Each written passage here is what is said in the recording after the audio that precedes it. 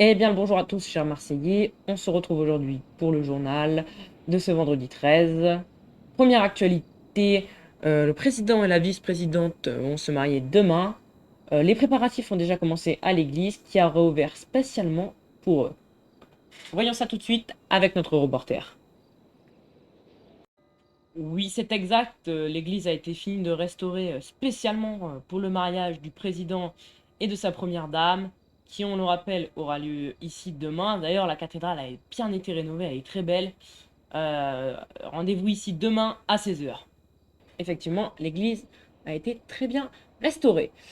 Deuxième actualité, nous avons eu l'opportunité d'interroger le Premier ministre sur son métier. Nous voyons ça tout de suite avec notre reporter qui s'est rendu. Bonjour monsieur, vous êtes donc le ministre des Finances, c'est cela? Oui, oui, le nouveau ministre des Finances, exact. Très bien. En quoi consiste votre métier? Mon métier consiste, enfin plutôt mon poste, consiste à gérer l'économie de Marseille et de la rendre bien meilleure, bien plus meilleure qu'avant. Très bien. C'est un métier plutôt difficile ou plutôt dur? L'économie de la ville, est-ce que l'économie de la ville va bien? Pour l'instant, je vais pas vous mentir que l'économie de la ville, ça va. Mais après, je viens d'arriver, j'ai été recruté hier, mais dans l'ensemble, ça va pas mal. Il y a Très juste bien. quelque chose à instaurer encore. Quelles seront vos futures mesures dans les jours, voire les semaines à venir?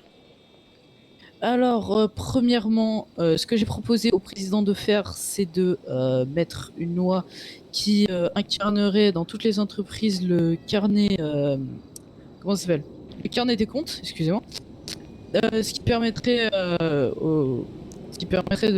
d'avoir moins de fraude dans les entreprises et aussi de rajouter le fisc que vous connaissez, je pense. Très bien. Merci beaucoup, monsieur le Premier ministre, d'avoir répondu à ces quelques questions.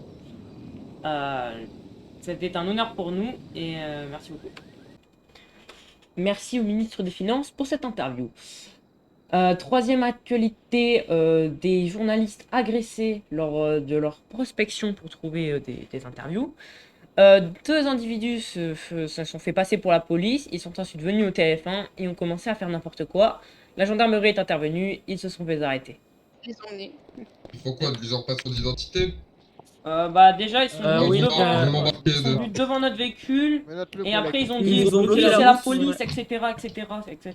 Menotte-le. On a Alors, rien. monsieur, vous êtes la police, Après, c'est ça? ils nous ont fait des doigts Monsieur, après. c'est pas moi qui ai dit ça, c'est l'autre. C'est pas moi qui ai dit ça. Est-ce que vous êtes complice? Je vous promets. Je sais pas. Ok. Voilà. Allez, bonne journée, messieurs. Je vous Merci embarque. messieurs les gendarmes. Merci. Merci beaucoup. Merci d'être là pour protéger Mais les oui. Marseillais.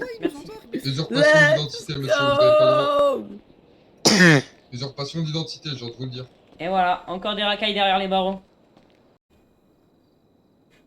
Et c'est déjà la fin de ce journal. Avant cela, la petite page de pub. Et on se retrouve demain matin pour la météo. Et demain soir, il n'y aura pas un journal normal.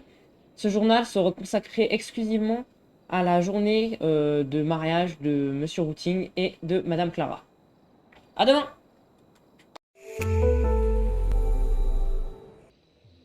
Nous sommes aujourd'hui devant le Bahamas, qui, vous pouvez le voir, est vide, mais complètement vide. I had a great time the other night. Bet you did too.